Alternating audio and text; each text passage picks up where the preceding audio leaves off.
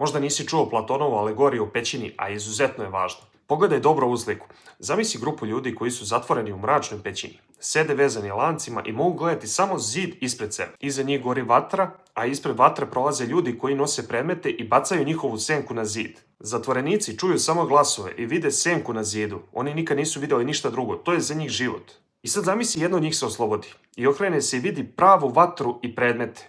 I nakon što napusti pećinu, oči ga zabole kada ugleda sunce. I shvata da senke nisu bile stvarnost, već iluzija. I kada se vrati da je ispriča ostalima šta je video, oni mu se ismijevaju i neozbiljno ga shvataju. Koja je povezanost ove sjajne alegorije sa današnjim svetom? Šta nam Platon pokušava reći? Pećina je svakodnevno okruženje, društvena pravila, površni utisci, predrasude.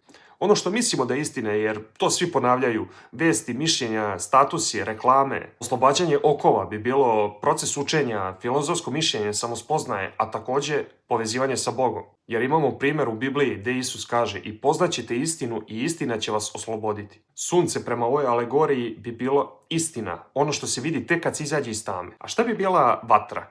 To su oni algoritmi koji bacaju te senke. Kreiraju ono što želimo da vidimo, a ne ono što jeste. Lanci, to su naše navike, zavisnost od dopamina, strah od mišljenja drugih. Svakako da se iz Platonove alegorije o pećini može mnogo pouka izvući. Predlažem i tebi da više puta pogledaš ovaj video i da pročitaš naknadno i razmišljaš malo više o ovome.